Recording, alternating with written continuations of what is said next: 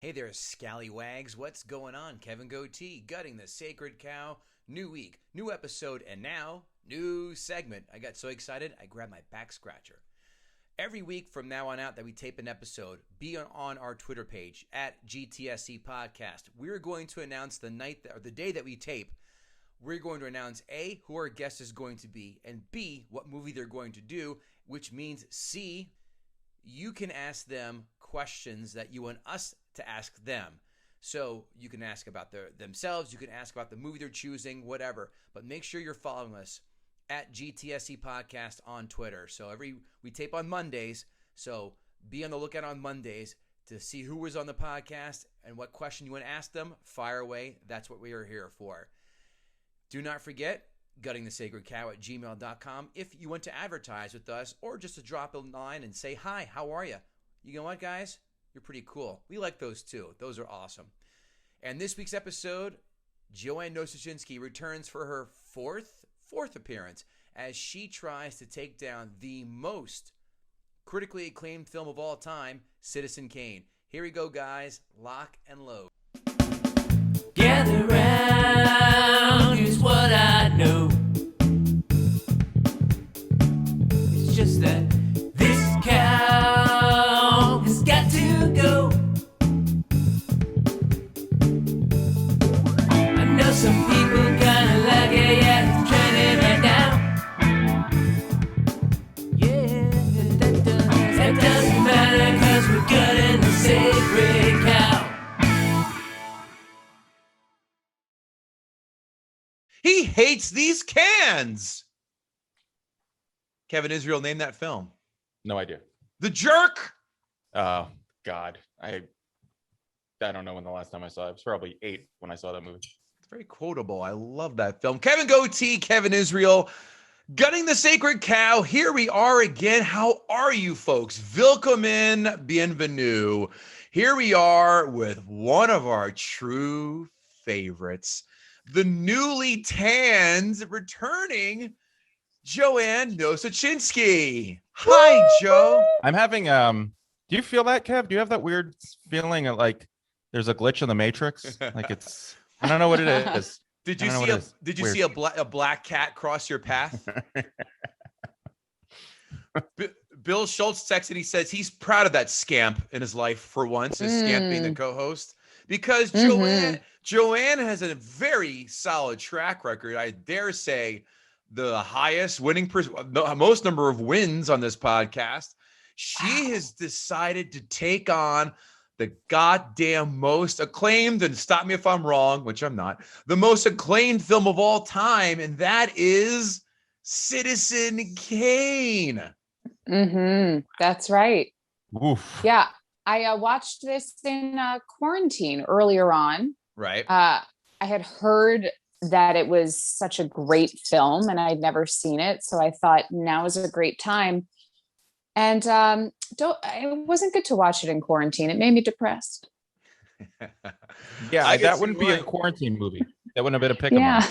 I think it would have been a quarantine film. It's like, you know what? I have to, take all this stuff off my list of things to watch. Fuck it. Let's go right down the AFI list if you want to. And pow, here you have it. I don't know. It's like trying to get all your doctor's appointments done in 1 week. It's like, it's painful. But then you're glad when it's done. I guess so. Joanne, what are you up to? Tell the good folks what you've been up to and what's going on in your neck of the woods. Oh gosh, my neck of the woods, Queens, is great. It's like there's no pandemic that ever happened, which is lovely. Let me rephrase. What are you up to with your career and things that you want to promote?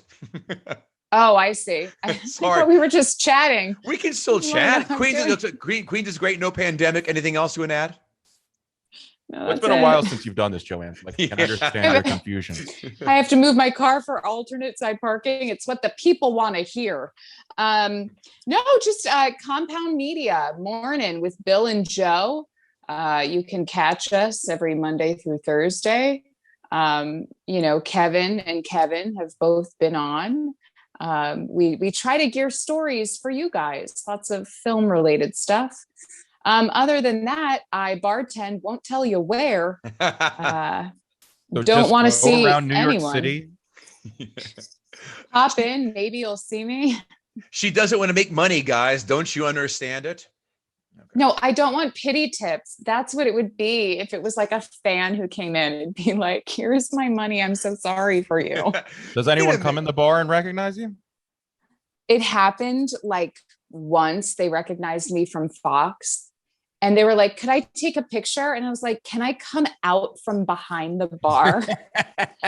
So it was like, Can I you take just my happened to apron see off? me here. I was just Yeah. going to say that, Kevin. Fucking hell, man. Can I get on my work uniform first to show that, Yeah. you know what? Anthony doesn't pay that much money to do the morning show, so times are tough.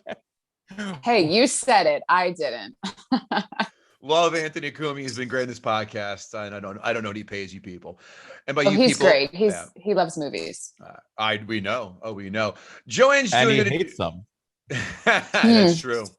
Joanne has chosen Citizen Kane, which, by the way, 1941. This came out a few months before Pearl Harbor. No, not the Josh Hartnett, Ben Affleck abortion.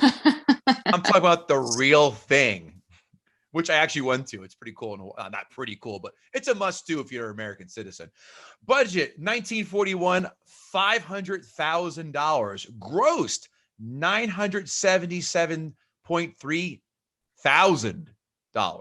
Not as high of a grosser you would expect that the most acclaimed film of all time made. Turn that into 2021 money, $9.2 million budget, a gross of $17.9 million. So a pubic hair below double their ROI. Surprising, Kevin, correct? I'm very shocked. Well, I'm sort of shocked. There are going to be a lot of those references in this episode today, aren't there? Actually, that's not what that was, but it could have been. But that wasn't what that was. I am surprised, but having watched the movie, I sort of get it. IMDb, as we all very well know, is a scale 1 through 10 with decimal points. Joanne, why not take a stab and try and guess what the old IMDb score for is Citizen Kane? I'm gonna go like 9.1. I see. Kevin Israel? I'm gonna Price is Right her and go 9.2. 8.3. Oh, Surprising, right? yeah. Critics Rotten Tomato score 1 through 100 score. Kevin Israel, critics. This has got to be high. I'm gonna go 97. Joanne? 94. 99. No. Wow. This is, if you were paying attention to the news, it happened a few months ago where one of the reviewers finally put in a negative review, knocking it from its perfect 100% perch. Excuse me. Wow. Audience score, Joanne. I'm hoping people don't get it. So I'm going to say like 8.7. So 87. So, okay. So it's percentage. Oh, Sorry. 87. Yeah. KI. I still think it's gonna be high. I'm gonna go 93. 90. Oh. Wow, split difference.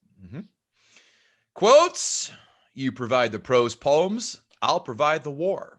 An obvious knockoff to William Randolph Hearst's You provide the pics, and I'll provide the war. Kevin Israel, quote. Besides the obvious one, I'm pretty sure. Hold on, a sec. What answer you're going to give? The news goes on for 24 hours a day. Oh. And Great one. I'm ignorant, but I guess you caught on to that. And yeah, that's it. Okay.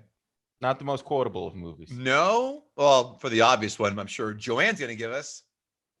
Oh, I don't know. My favorite quote. Well, I always gagged on that silver spoon. Ah, fuck, that's good.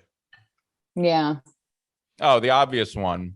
Did you say it? No, I just thought that was so obvious, but we'll say it for the fans who want to say Rosebud. Rosebud. That's gonna get dissected 8 ways until Sunday by the time we're done with this episode. I'm sure. Yeah. 5 fun facts. Because of success at 23, on War of the Worlds, Orson Welles got complete control and final cut of this film at age 26. That's unheard of.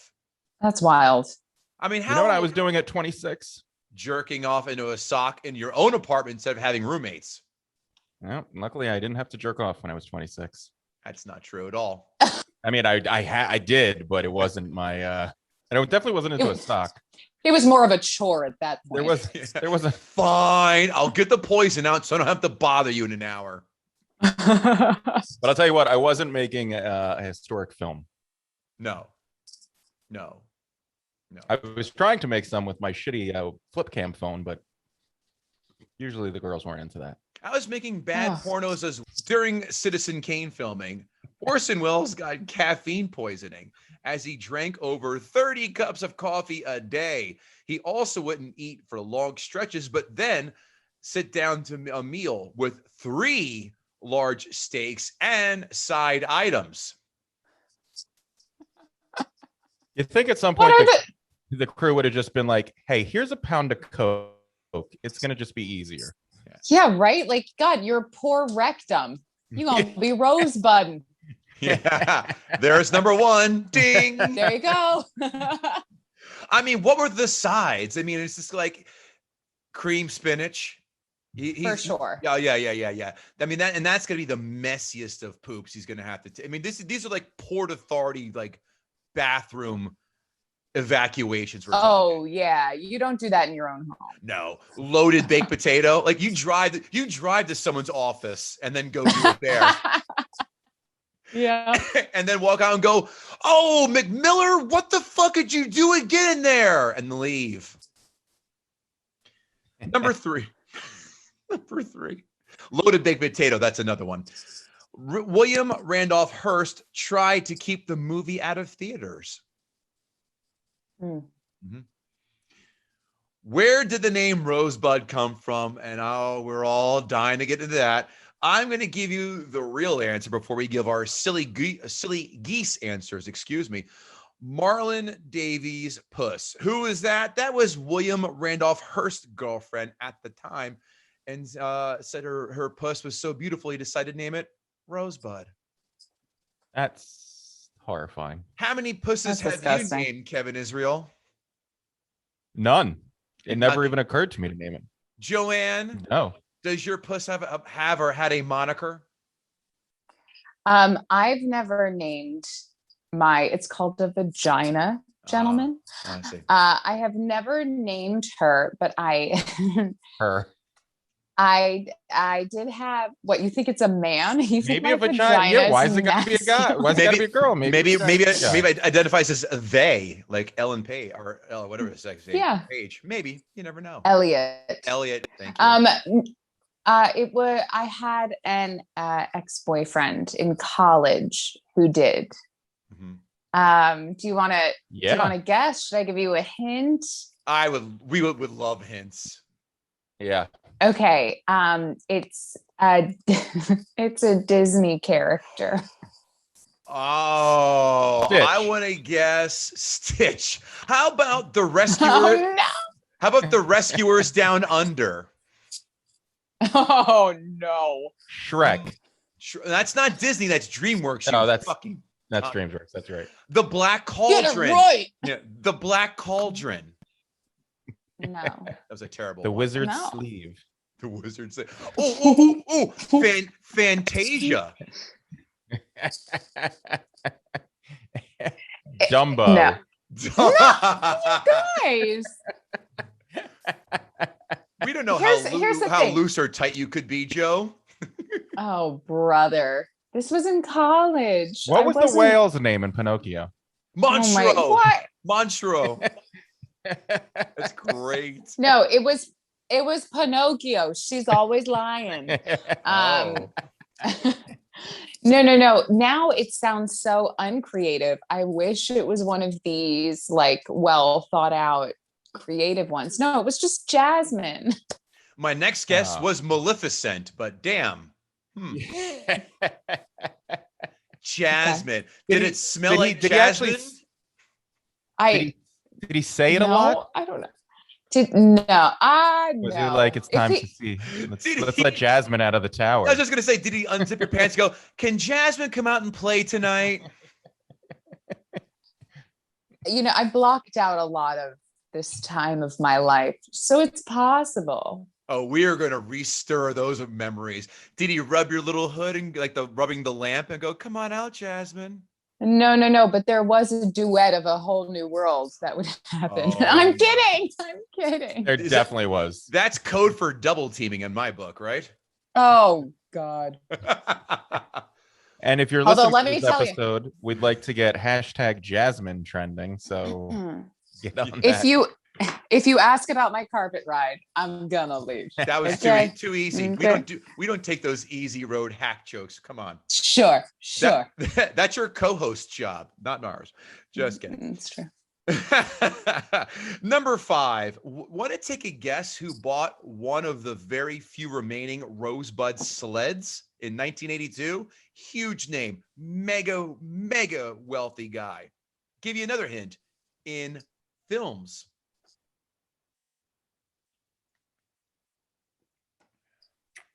Like George Clooney. Nope. Israel, want to venture Johnny one? Depp. Johnny Depp. He didn't even make Nightmare on Elm Street then, God damn it. How does he have that kind of money? No, Steven Spielberg. Oh, Mhm. that makes sense. That makes Fresh sense, off yeah. that E.T. and Raiders money. Yeah. But now, let's see if Joanne Nosuchinsky can do what she has done, not once, not twice, but maybe thrice? Maybe? Kevin Israel, is now time for Joanne 2. One more. Sure, that's what it One is. more. Yeah, Kevin and I just aren't on sync, all right? Unlike our periods. Hey-o. Yeah. It is now time for Joanne 2. Gut. Gut. The sacred. This is an abortion. All right. I It's wish we taking could- as long as Citizen Kane. or maybe not. Joanne, Fuck it, we'll do it live. Yeah. Joanne, the floor is yours. Okay. So for those of you, and it should be all of you, who have seen my other guttings, I like to follow certain criterion. And right out of the gate, I almost want to commend Citizen Kane. Let me say a positive first.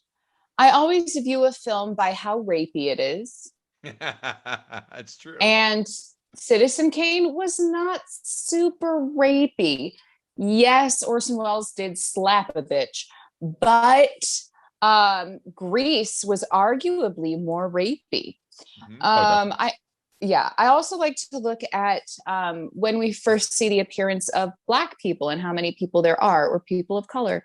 And let me say, for 1941, there is a good amount of background actors who are Black. Granted, they usually just play musicians or just like people passing on the street, but I saw a few, which I was like surprised by, I guess. So good for you, Citizen Kane. Obviously, we know like this film has been studied in film classes and only has one bad review. I think Orson Welles was gave an incredible acting performance in this, considering the span of time and everything. I think he did a really good job, but the bad outweighs the good. And let me get to it. First of all, starting with the camera work. And it's almost a cliche at the beginning. I think a lot of the things the camera was doing, we see crossfades and certain swipes, and it's like, you learned how to use a camera. Good for you. That's fabulous. But it was almost a little too artsy for me. I want to get to the story. And unfortunately, that story was told to me in an exposition that was way too long and hard to follow, especially because it was done in that sort of the news obituary. I don't know what they called it, but it's just a man yelling at me in this voice for about 15 minutes. And I learned all about Citizen Kane's life. That's not his real, what's his real name? Charles Foster Kane. Charles. I learned about Charles Kane's life, and I wish I didn't. That's what it really boils down to. There was one cool camera shot, and I'll give credit where credit is due. It's the opera scene, and they do this pan up to the rafters where the workers are saying how bad the girl stinks, and that is very funny. But one of the camera shots that everyone praises, which I don't get, is right after Kane loses the election, and the camera is in the floorboards looking up at the actors to give this weird forced perspective. It makes them look really tall. However, as an actor, I think about the character and their emotions. And I would think that Kane would be feeling kind of vulnerable at this point and kind of down. So I think it's a strange choice given the moment in time. Another very strange, the camera work in the set. When young Charles is playing out in the snow, it looked like an exact replica of the North Pole from Elf. It was so fake. The snow did not, no one even pretended they were cold. So not a fan of that scene. Kind of moving then from camera to lighting. Man, there was a lot of attention paid to lighting, but in a way that personally, if I were an actor, I would be mad. In that first scene, after we see the news obituary, and then we go to the theater viewing room where we see all the journalists, and you cannot see any of their faces. I read an article that says maybe that's due to the fact that a lot of the times journalists are faceless, right? You don't see them. They just write up a report. They do their research, and that's it. But imagine being the actor cast as a journalist in their scene. They're like, God, this is my big break.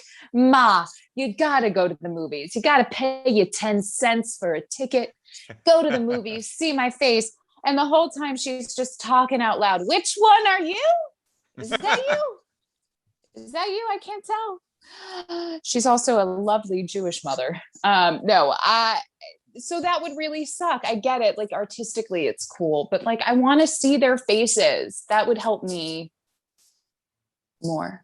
As an actor, I'd feel less shitty for them. This sounds more autobiographical than anything else. Yeah, it does. My pain is real. And then, I mean, we gotta go to Rosebud. Oh, we do. So just the fact that, I don't know if this was an actual like sled company at the time, if that was like a well-known like wood making company, but like to name, or if he chose to name it Rosebud, because like to name an inanimate object after another inanimate object is really stupid. Also on my deathbed, I'm going to think back to not only like my favorite childhood toy, because that would just be the Skip It. I don't know that I would. I love that. Yeah, there's a reference. That. Yeah, that is good. I don't know that I would call for the Skip It as I'm dying.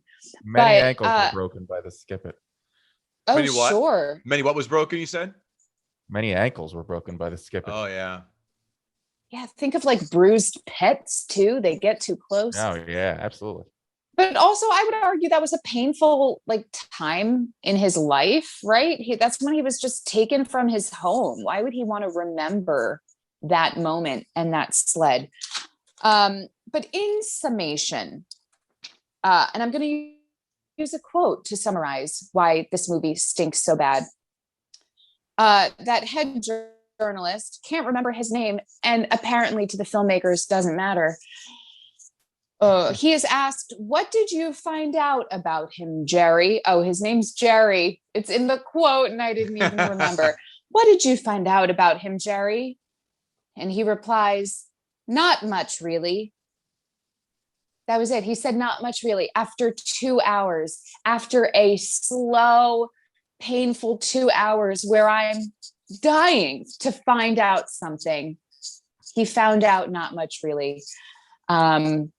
Not gratifying, not pretty. Again, rosebudding is anal prolapsing. So no, thank you. It's a pass from me, folks. Give me, that is true. It's kind of like, hey, what'd you learn? Nothing. But you know what's cool? I got to expense this trip for work. Huh?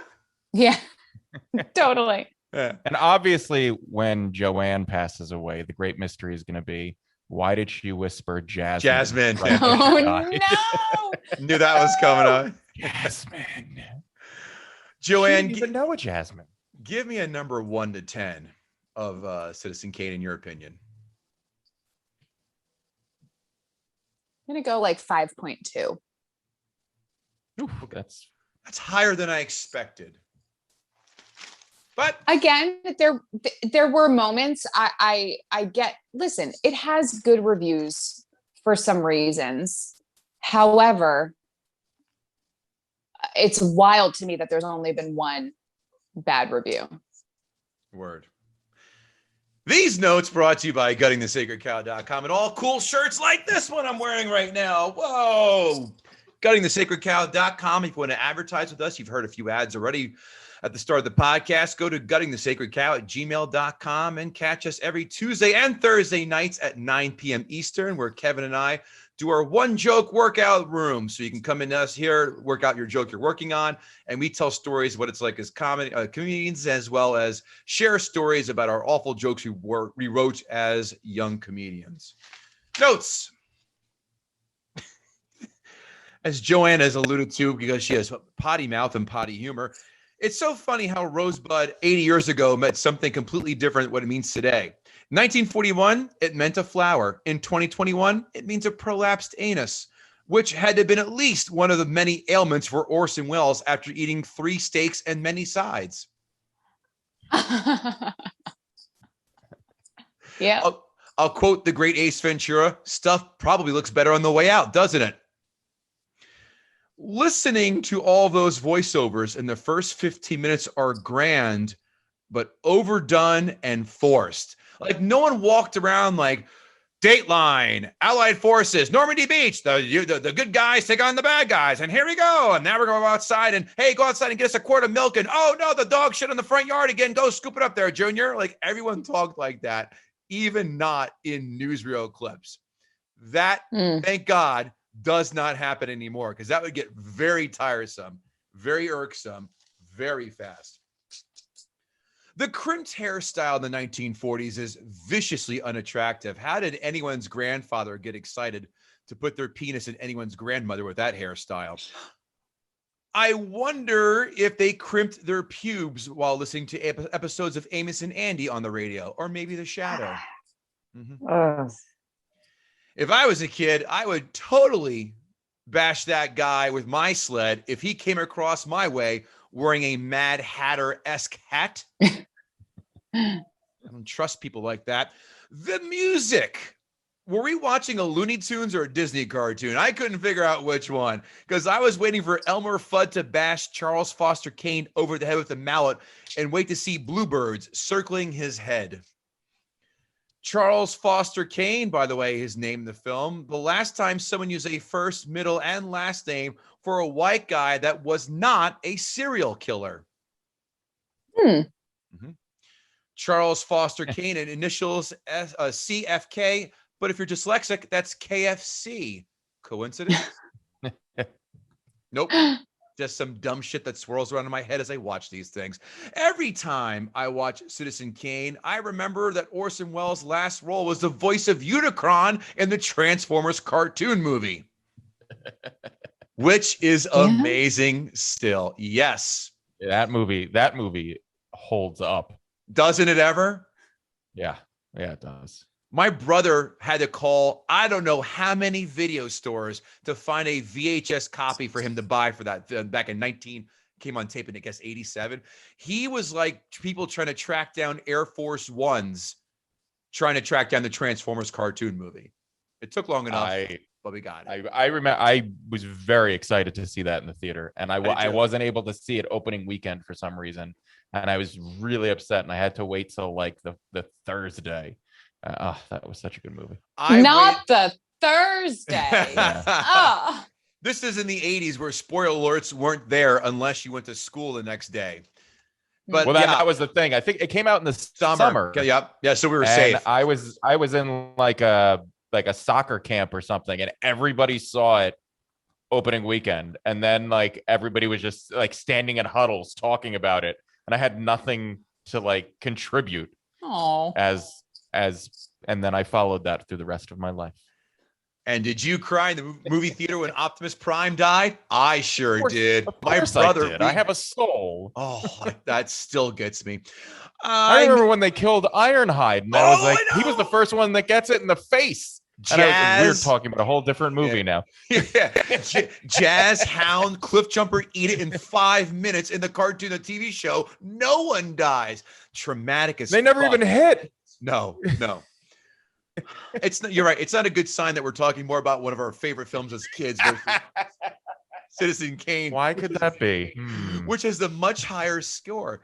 I may be somewhat egotistical, but I sure as fuck don't have that much of a lack of self-awareness to have the balls to hire a group to sing a song about me like Kane did. This one may hit home for Kevin Israel. You know what, though? You got to think. Yeah. Not only did he hire a group to sing, he knew the song, so he practiced. Oh, he wrote it. No, he wrote it himself. Yeah, like that's fucking next level narcissism. I imagine there was a dress rehearsal. Oh yeah, 100%. 100%. Yeah. You know, Trump watches. He goes, good idea. I think I'll do the same. Listen, dames, I need them skirts shorter. This one's going to hit Kevin Israel right between the eyes. Mr. Bernstein is more Jewy than Woody Allen in all of his films combined. That was you took it. I'm sorry. But you snaked the shit out of me for X-Men 2. I did. How weird must it have been to be a single woman renting an apartment at that time when your landlady dictates you have to leave your door open? Wait till a landlady tries that shit in the 21st century and sees one of her renters with an octopus in her pussy and a kazoo in her asshole trying to satisfy all of her OnlyFans supporters. That's how they become directors? I don't know. That's Girls how gotta extra eat. cash. Listen, Bang Bus started somehow, some way.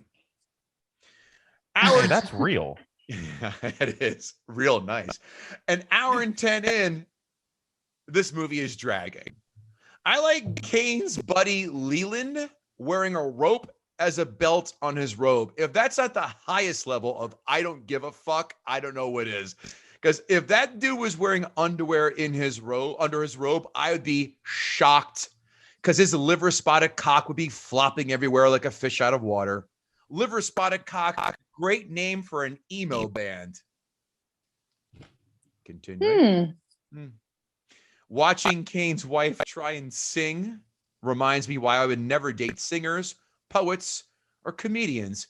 Being forced to sit through those performances, yikes. Must have been what it was like when my brother was watching his ex-wife sing in a barbershop quartet.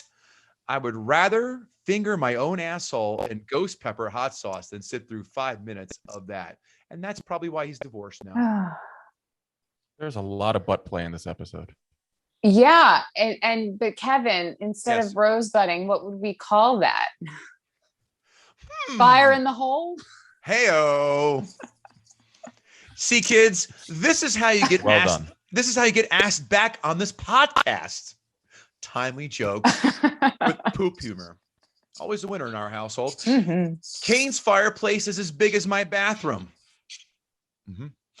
Joanne alluded to this before, but I wrote it down. An hour and 41 minutes in, we have a sighting of our first Black person. Yeah. The Rosebud reveal in 1941 must have been some jaw-dropping shit, but in current times, this is on the same level of disappointment as Waterworld, The New Coke, and Al Capone's Safe. Yeah. I hit different decades there, Kevin Israel. I hope you enjoyed that. I know. Yeah, I really appreciate your chronology. Thank you. A sleigh that he had, again, Joanne took this out of our lips too, that he had for 3 seconds in fucking frame, a sleigh for 3 seconds. And that was his dying word. Rosebud. My last word had better be something profound. If I know I'm dying, it's going to be something either funny, like a word like axiomatic, or silly, like queef.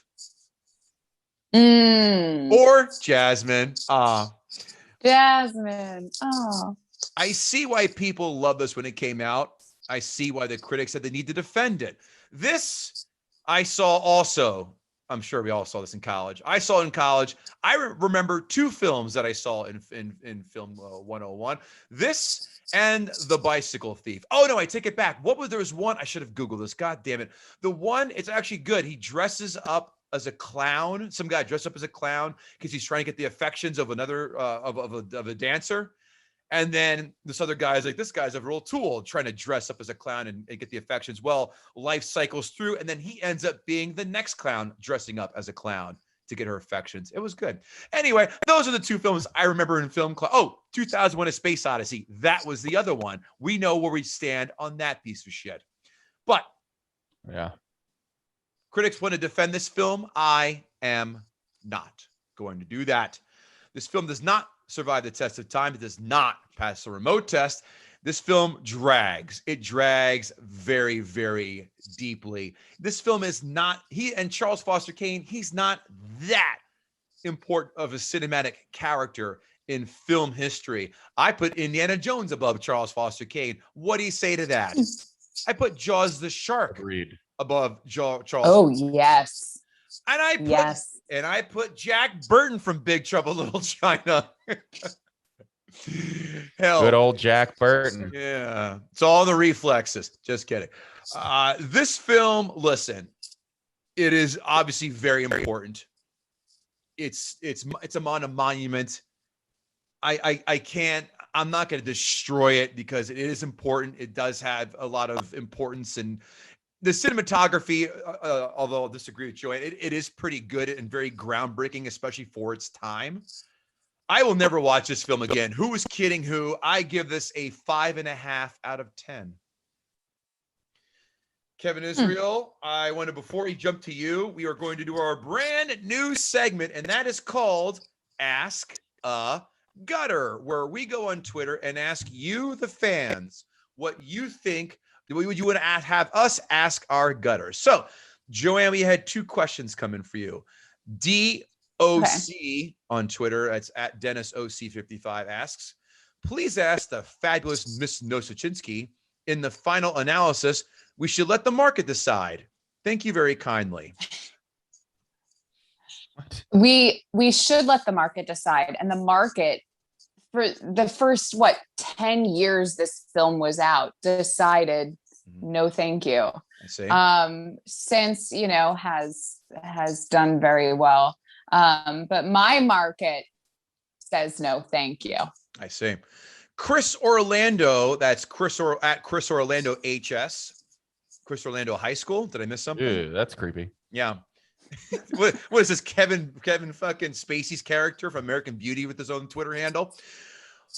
Please ask, have any unpleasant occurrences on a sled shaped your disdain for this beloved classic? Oh. Actually, no. I do have pleasant memories of sledding. This is weird. I don't know if anyone else did this. At our public library, there was a really good hill. There was a hill at our public library, so we would go there and sled down. So no, I only have positive sledding memories. So that means this is now tainting them. We used to sled down a giant hill that half the hill was a graveyard. And oh my God. The closer you got to where the actual headstones were, the steeper the hill got. So the kids always wanted to get as close to the headstones as possible. And I once watched a kid sled down, lose control, fly off his sled, and his head slammed into a headstone. And I remember I could still hear the noise that it made. And we were all like, and we all did the, oh! And then we were all like, he's dead. I remember us all going, he wasn't moving. And we were like, he's dead. We just watched a kid die. But how convenient that he's already in a graveyard. Yeah. Just dig the hole. He's right there. Yeah. Here lies John Williams, and also little Timmy. He's You already dead. got the headstone, the sled. Stick it in there. Yeah. He's dead, and there's nothing we could do about it. There's a good one too for you. And that's all the questions we have from Ask a Gutter. So well done, Joanne. Kevin Israel, it is now time for you to take the floor. Thank you. Well, Kevin, as you usually do, you took most of my points. You both made a lot of the obvious points about this movie.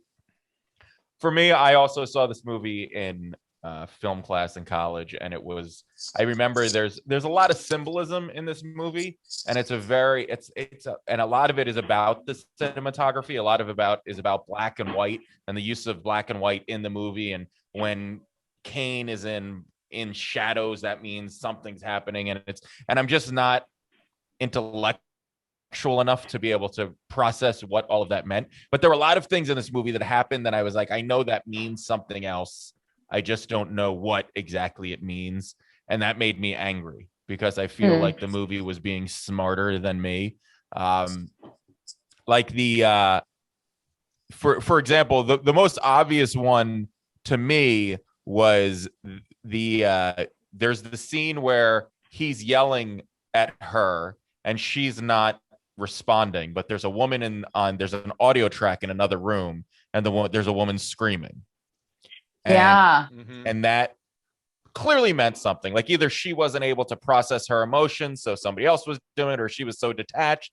But I would just sat there. I was like, there's something. This scene means something, and I don't know what it is, and I'm getting angry. Like I feel like there's the scene in a 40-Year-Old Virgin where Kevin Hart goes in. It's Kevin Hart's only scene. Yep. And he's yelling at the other black guy who works in the store, and Kevin Hart goes, "Now you're using big words, and I don't know what they mean, so I'm going to assume you're condescending me." Yeah. And like that's how I felt. I'm like, well, I don't know what that means, so I assume you're saying I'm stupid, and you're pushing me further away from this movie.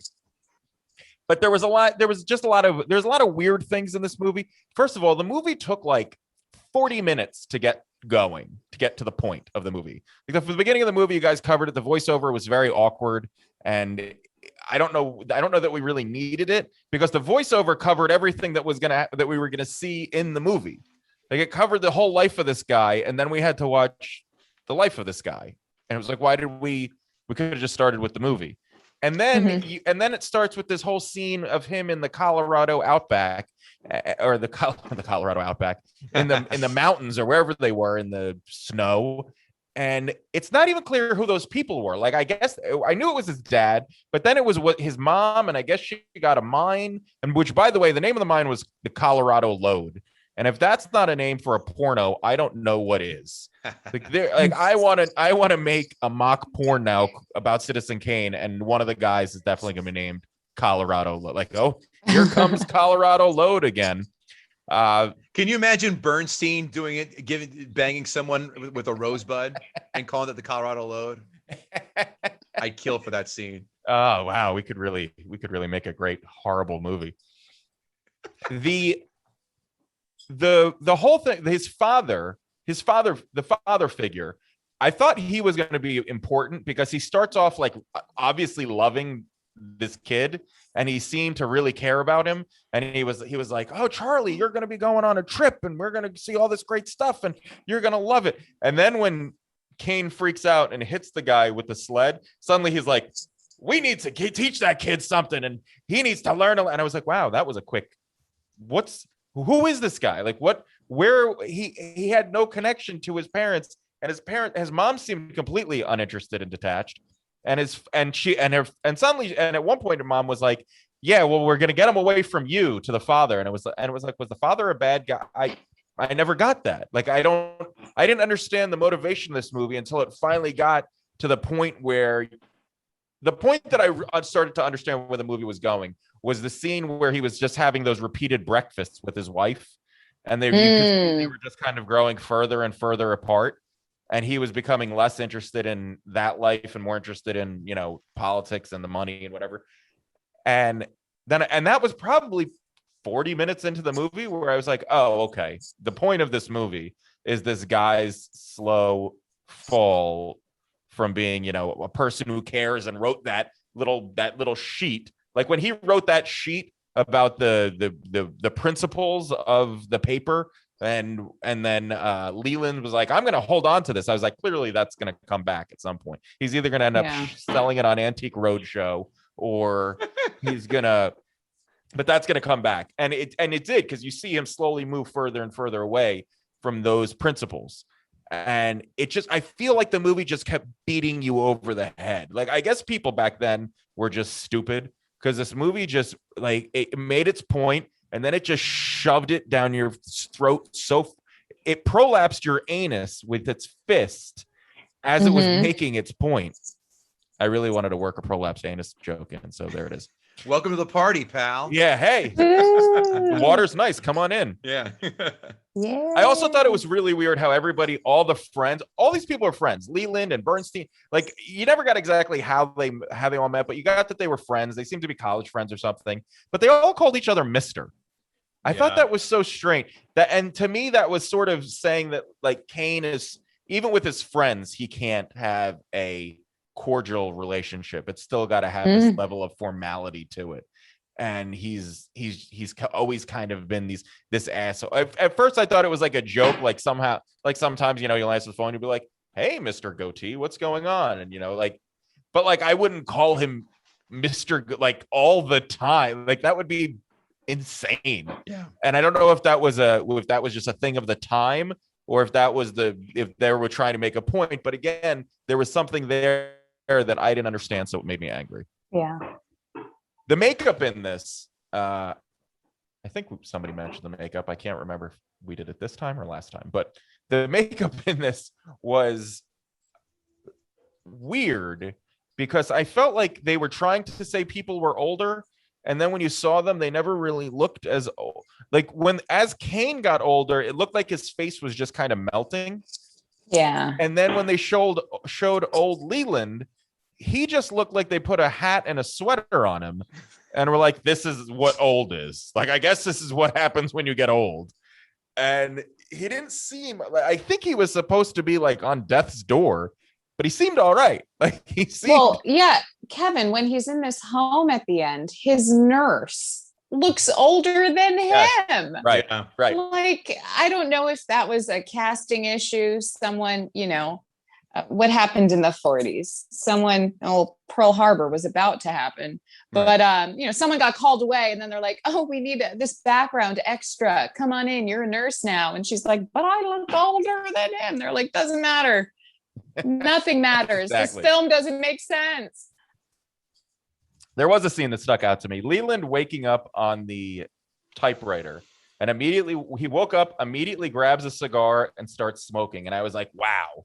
Men were men back then. Yeah. I couldn't even, like, that's a man right there. The only thing he could have done that would have been more manly is if he then put the cigar out on his hand. Like that. Like Wolverine. Can you imagine? He reaches probably for a belt of whiskey before, like, the RSTD, L get off his, unimprint themselves from their face. Exactly. I was just like, wow, I could never, like, if I woke up and somebody just jammed a cigar in my mouth and was like, start smoking, I'd be like, you know what? I quit. I'm done with whatever this job is. But they were men back then. And it's also probably why they only lived to be 45. The opera performance, obviously she was terrible, but they show Leland nodding off, and I was like, that's how we all feel right now. He is the entire audience in this.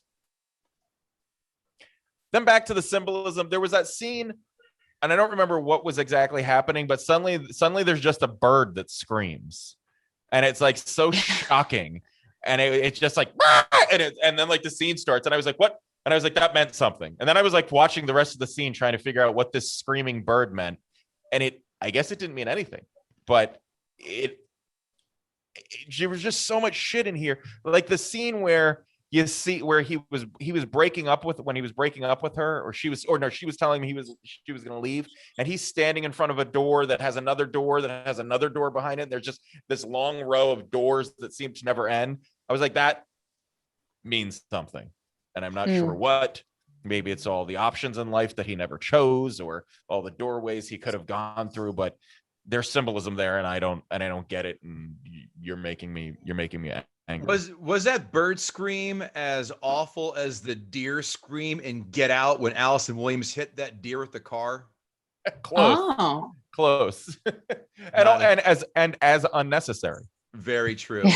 Just That's because Jordan Peele, who, by the way, Joanne, made that sound of the deer, dying deer. No, really? Yeah. Fun fact: we did this on our podcast. Who did that again? Shannon from Gas Digital did Get Out. Yeah. Yeah, she did a great job.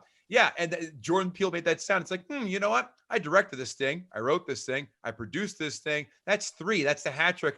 Fuck it. Let's go for a grand salami and get myself a voice credit here. 4. And I'll make a screeching deer. Kevin, what's the other option? You maim a deer to get your deer sound? Yeah, I guess it's the most humane. Movie. I guess it would have been weird for him to hang out at the auction part. Where he's like, you know what? I'm going to sit that one out. But this is a scene where I'm pretty sure deer don't scream anyway. No, I think deer are pretty kind of like in the end of Jaws 4, which was a piece of shit. Remember when Jaws hits the thing that causes the I don't think it's a sound frequency. Jaws, was that the dolphins? Was the 4 with the dolphins? I think no, 3. That was with Dennis Quaid. And they were at SeaWorld or whatever. 4, they're in Jamaica. Jaws jumps out of the water and lets out an ear-curdling scream and impales himself on a broken mast. I'll let that pause for effect. Sharks don't do that. That's not a thing. I don't think sharks have vocal cords. That's just I'm not a marine biologist. My sister went to school for a hot minute, but I'll text her later on and ask her. Xanadu's collection of rare antiquities and artifacts looks exactly like the warehouse from Indiana Jones. Oh, like I'm pretty sure that's a good call. Either they took all of that stuff to that warehouse, or that place just became the warehouse. But I feel like everything there, they just kept going. Like there was the Grail and there was Bigfoot somewhere, and it was all that stuff. But in the end, this movie, it wasn't fun. I didn't feel like I got anything out of it. You know, there's some movies that aren't necessarily enjoyable, but at the end, you're like, I took something away from that. I feel, and part of it might be like, part of it is Kane, and without getting too political, I feel like he's just such a parallel for Trump. Like so much of what he did was what Trump either did or would have liked to do. And I feel like we lived through it. So it's almost like I've seen this already. It actually happened. And this guy is real. So I don't need a movie about it. And the movie is almost less ridiculous than what the guy's actually like. So I can just go read the newspapers from the past 5 years. I wonder if like Citizen Kane is Trump's favorite film, and he like modeled Mar-a-Lago after Xanadu. It is crazy though. There are like a lot of parallels where it's like you're watching The Simpsons and you're like, how did they know? Yeah. I'm going to Google or I guess that it would right now. be backwards. I'm going to Google it right now. My guess, without even looking, I'm going to say his favorite film is Patton, as in with George C. Scott. Let me just Google that. Anyway, any guesses? Yeah, I could see him wanting to have named Mar-a-Lago Xanadu. Like, that's a little too on the nose. Oh, for fuck's sake. According to Business Insider India, he loved Bloodsport with Jean-Claude Van Damme. So far, 1 for 1, buddy. I'm with you all the way. The Good, the Bad, the Ugly, Godfather, Goodfellas, Gone with the Wind, My Big Fat Obnoxious Boss. What the hell? But he also, this thing just froze on me. Citizen Kane. Really? Is it on there? The first film that pops up, Citizen Kane, under this. He says, I think that you learn in Kane that maybe wealth isn't everything. Wow. Hello, pot. Here's the kettle. Wow. Yeah. Then next thing, because he had the wealth, but he didn't have the happiness. So that was the first thing he said. So what an observation. Great pull, and a great guess on your part. Wow. Well done, Joanne. So yeah, this movie for me, kind of like the rest of you guys have said, I get that there's a significance to this movie. I get that it's important. It wasn't enjoyable. It wasn't fun. It wasn't something that I would ever go revisit. So for me, it's a 5 flat. Cool. Do we just do a 5, a 5.25, and a 5.5? Well, I was a 5.2. 5.2, excuse me. I was a 5.2. That's right. We weren't asking what you were in high school, Joanne. We're asking for your score now. Just kidding. I'm sorry. I wore a back brace. Okay. Like that was my score. But then we Some went to people college. were into it. That's hilarious. They call them crypt fuckers, right? So 5, 5, 5.2, 5.5. This is unprecedented ground, guys. We've never had 3 scores within half a point of each other. We've had the same score 3 times, but this is pretty fucking cool. Yeah. And I think we're all right. I know we're all right. Critics 5-star reviews. I pretty much think they don't think that we are right. The sheer brilliance and audacity of Citizen Kane makes the film the most astounding cinematic achievement of the season. It ranks with Disney's Fantasia as a milestone in motion picture technique. It is daring, different, thrilling, and revolutionary, a power play of startling brilliance. I would say it is a great picture, but it is one of those things, like the pyramids, which are impressive and definitely interesting to have seen, but one can have more fun looking at the pyramids. Really? Doesn't compute. Citizen Kane is so revolutionary in all departments that it is impossible to make a comparison. It flouts all the accepted rules of Hollywood picture making. And now it's time for the one critic 1-star review. It's interesting. It's different. In fact, it's bizarre enough to become a museum piece. But its sacrifice of simplicity to eccentricity robs it of distinction and general entertainment. Word salad. What? Hold the vinaigrette. What? Amazon 5-star reviews. This film requires you to think, which is why so many here give it 1 and 2-star reviews. This person speaking directly to you, Kevin Israel. I just wanted to point that out. I am stupid. Thank you. It is without question one of the 5 greatest films ever made, and may think it is the best film for a very good reason. It is the epitome of directorial excellence, given that Orson Welles was all of 26 when he made it. It is not meant to entertain you like Finding Nemo or even Casablanca. It is designed to make you think. Casablanca to Finding Nemo, there's no middle ground in here. Like Police Academy 4, Citizens on Patrol. We could have went kind of middle of the road here. It's a hell of a spectrum. There has never been a movie made like this. I could watch this movie 100 times and not get bored. Wow.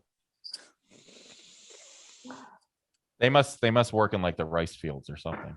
If this is the height of excitement for them. Yeah, exactly. Yeah. They work. I'll guess sweatshop. They sew Nike sneakers together.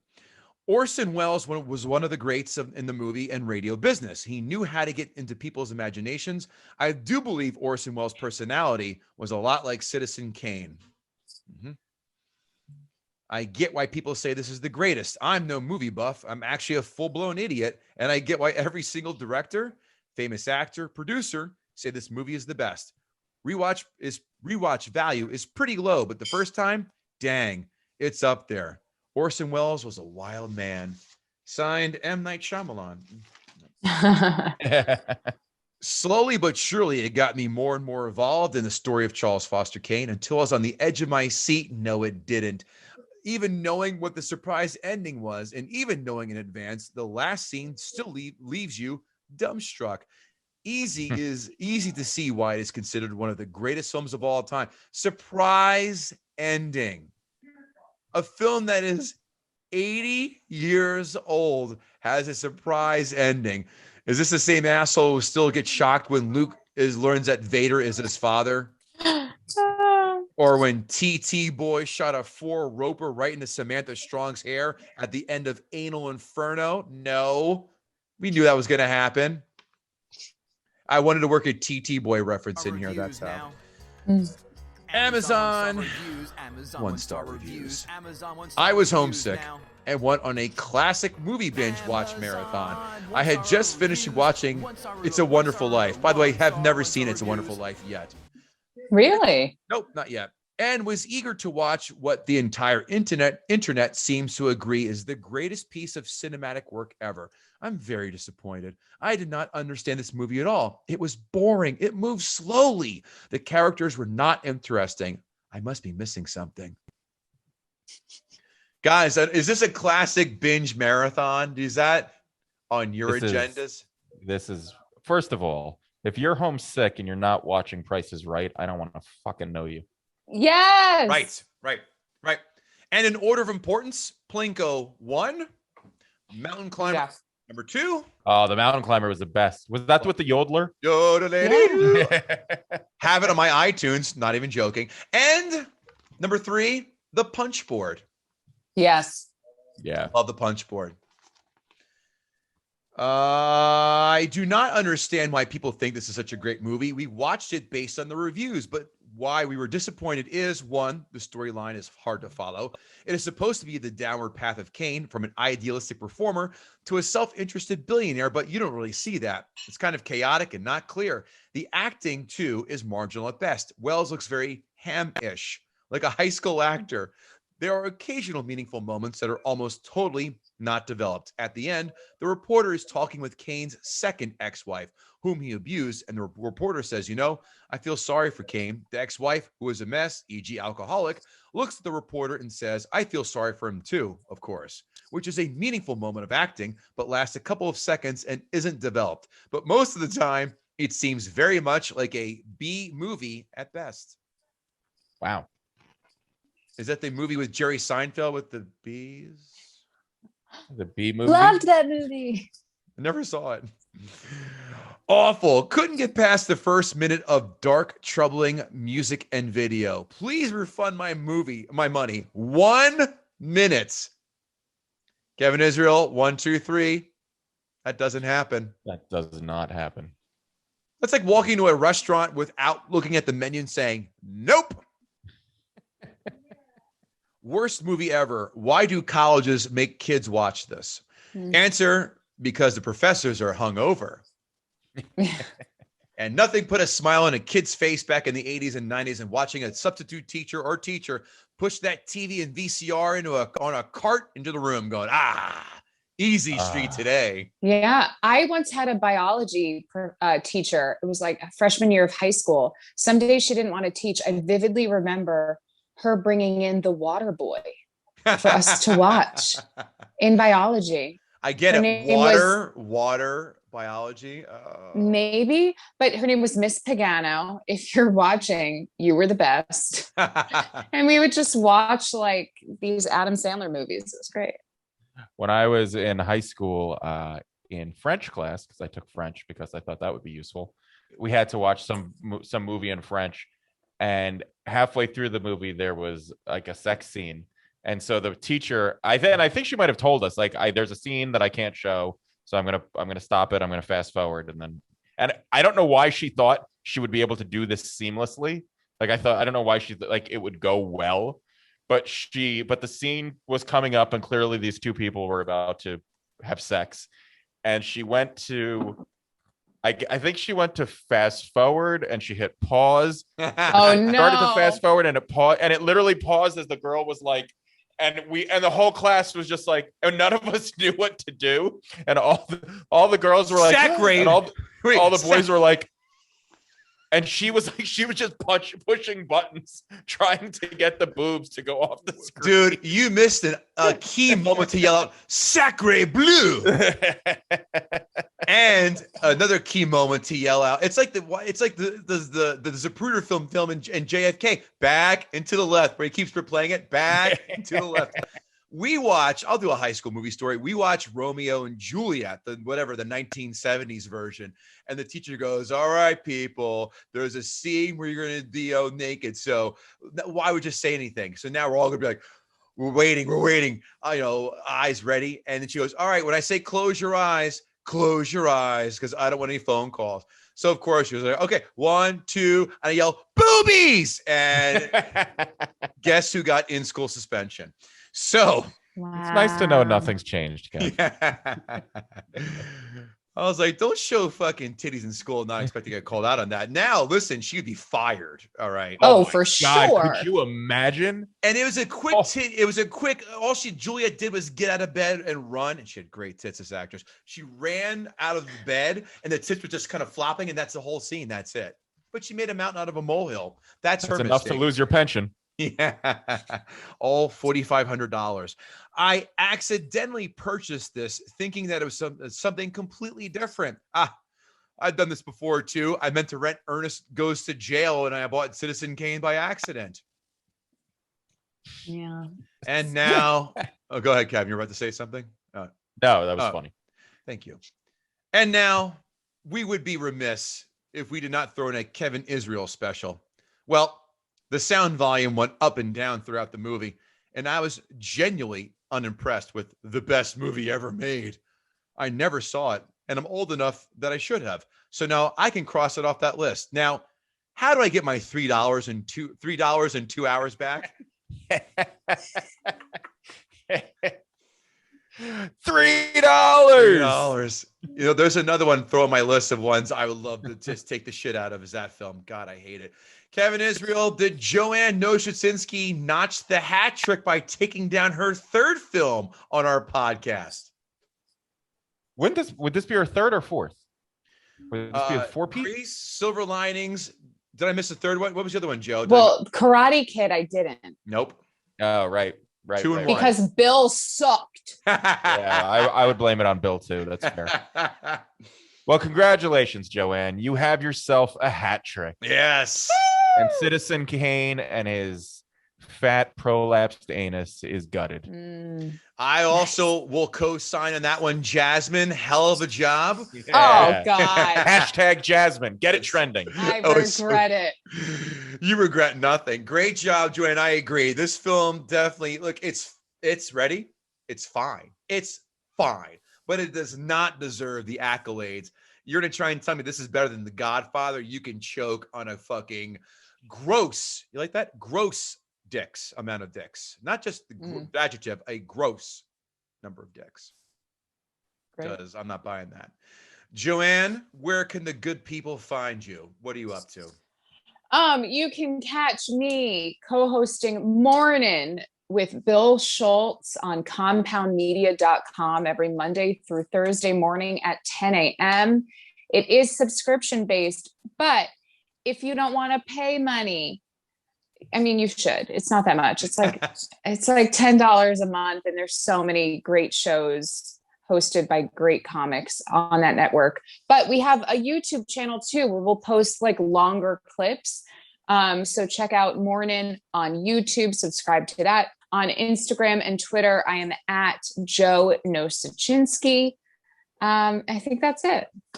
And you can find her on OnlyFans at Jasmine. Oh, I had to do one more. I'm sorry. Oh boy. Although if I were to start an account, I guess that would be it. Your whole name could be Jasmine Rosebud. Really just cover. Oh my God. What is your, hey, so let's do that real fast. Porn names. Remember, middle name and street you grew up on. Joanne. No, you got to do your first pet. I don't have a pet, so there's always street name and middle name. Yeah. And I don't have a middle name. I never had a pet and I don't have a middle name. So I would just be Casilda. What? Say that again? Casilda. You don't have a middle name? That was my street. I do not have a middle name. Oh, wow. So You're you're not a real person. You're like Houston. It's just a singular name for a porn Casilda. star. Yeah. Casilda. Noted. Israel, what's yours? I would go with my first pet because it makes it funnier, and I would be a gay porn star, obviously, named Corky Sailor.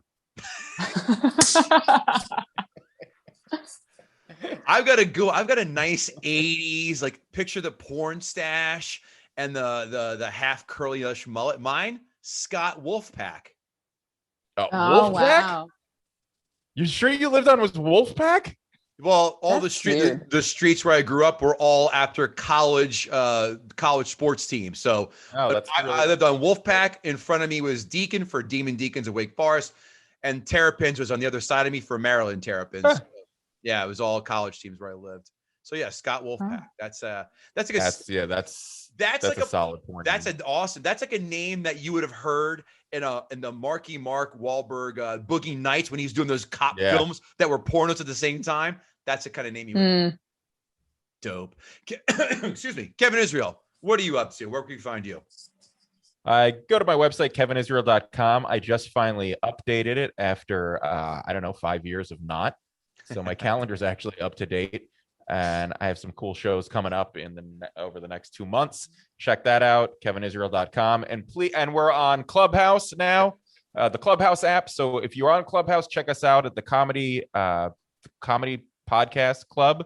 Right. And we run a room Tuesdays and Thursdays where we bring on comics to try out one joke. So you can come, either if you're a comic, you can come try out a joke, or if you just want to watch how genius comedy is made, you can come watch us, or not so genius comedy as it's been lately.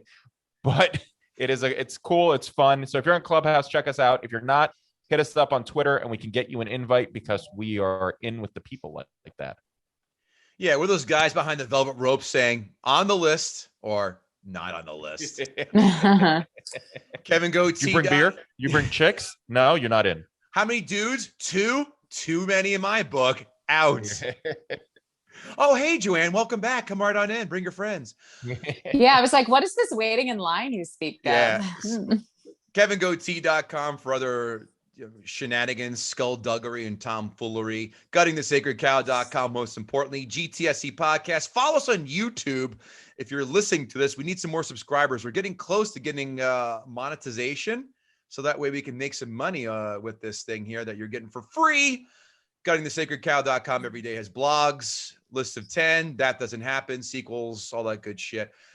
And most importantly, thank you all for being fans of this show. We truly love this, obviously, and we love making an impact in your lives. I cannot tell you, I'm sure Kevin will co-sign, how many people have said, you sons of bitches, you have changed my life for the worse, because your opinions have convinced me that some of these films are indeed trash, or, hey, you're right, fuck that guy or fuck that girl. You guys are spot on. Those films that they tried to take down, you're right, they are awesome. Joanne Nosuchinksky, God damn it, we love you. You know that. Thanks again for coming on. We always appreciate you. Thank you. Oh, always a good time. And we will see you next time, kids. Take care.